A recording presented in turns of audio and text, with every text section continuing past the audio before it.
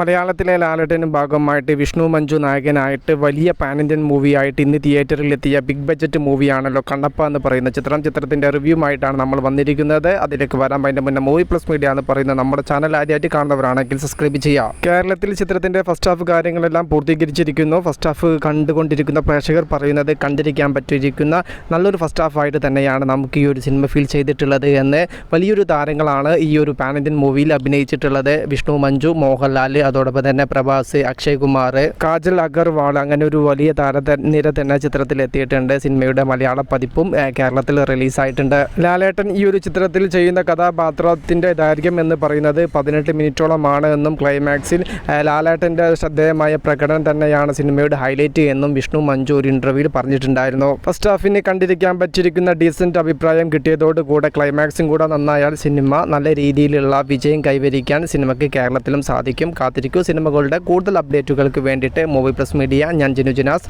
പുതുതായിട്ട് ആരെങ്കിലും നമ്മുടെ ചാനൽ കാണുന്നവരുണ്ടെങ്കിൽ സബ്സ്ക്രൈബ് ചെയ്യുക, സപ്പോർട്ട് ചെയ്യുക. Okay, by.